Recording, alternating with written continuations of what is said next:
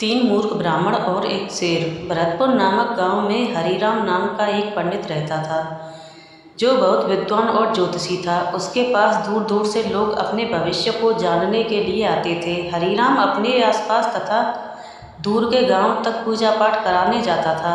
पंडित हरिराम के 4 बच्चे थे, जो बहुत छोटे थे, जो अपनी शिक्षा अपने माता पिता से ही ले रहे थे।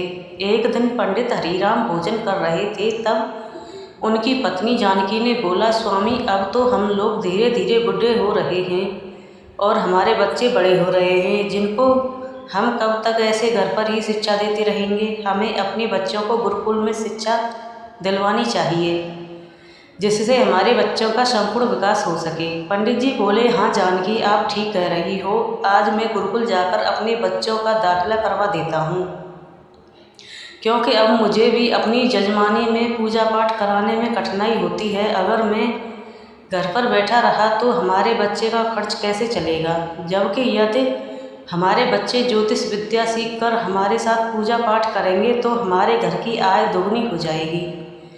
अगली सुबह पंडित हरिराम अपने चारों बच्चों को लेकर गुरुकुल गए। वहाँ पर कुछ साधारण से सवाल जवाब के बाद चारों बच्चों का दाखिला हो जाता है।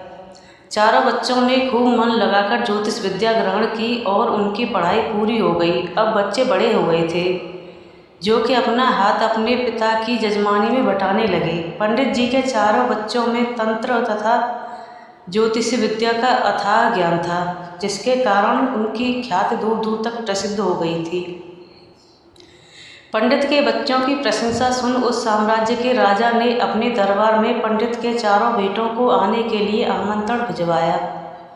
पंडित के बच्चों ने राजा का आमंत्रण पाकर अपनी बुद्धि का अभिमान करने लगे और चारों बेटे हंसने लगे और बोले, चलो आज राजा की हस्तरेखा देखने चलते हैं। और चारों भाई एक साथ जंगल के रास्ते से निकल पड़े। बीच जंगल में पहुंचकर चारों भाई एक मरे हुए शेर की खाल पड़ी हुई देखी। आगे और जाने पर शेर के अस्थिर पंजर भी दिखाई दिए। सबसे बड़े भाई ने कहा कि हम लोग पैदल जा रहे हैं, अगर हम इस शेर को जिंदा करके इसके ऊपर बैठकर राजा के महल में जाएंगे तो हमारी इज्जत बहुत बढ़ जाएगी। मैं इस शेर को उसकी खाल और अस्थि पंजर से जोड़ सकता हूँ। दूसरे भाई ने बोला, मैं इसके अंदर रक्त संचार का शरीर पहले जैसा बना सकता हूँ। तीसरे भाई ने बोला, मैं इसको तंत्र विद्या के माध्यम से जीवित कर सकता हूँ। चौथे भाई ने बोला, हमें ऐसा नहीं करना चाहिए, हमें सीधे राजा के दरबार में जाना चाहिए, क्योंकि अगर शेर जिंदा हो गया तो वह हम सभी को मारकर खा जाएगा। उसकी बातें सुनकर तीनों भाई जोर जोर से हंस पड़े और बोले, मेरे डरपोक भाई, अगर हम शेर को जिंदा कर सकते हैं तो उसको अपने अनुसार चला सकते हैं। शेर वही करेगा जो हम कहेंगे। सबसे छोटे भाई की बात किसी ने नहीं मानी और शेर की खाल अस्थि पंजर को इकट्ठा करके तीसरे भाई ने अपने कमंडल से जल निकालकर शेर को जीवित करने के लिए मंत्रों का उच्चारण करना शुरू कर दिया था। सबसे छोटे भाई से बोला, रुको, मैं पेड़ पर चढ़ जाता हूँ, उसके बाद ही शेर को जिंदा करो। सबसे छोटा भाई पेड़ पर चढ़ जाता है और तीनों भाई अपनी तंत्र विद्या से शेर को जिंदा कर देते हैं। शेर उठ खड़ा होता है और दहाड़ मारकर तीनों भाइयों को एक एक करके खा जाता है। यह सब पेड़ के ऊपर चढ़ा छोटा भाई देख रहा होता है, जो अपने मन के अंदर बहुत दुखी होता है। शेर के जाने के बाद छोटा भाई पेड़ से नीचे आकर देखता है तो सिर्फ हाड़ मांस के लोथड़े दिखते हैं।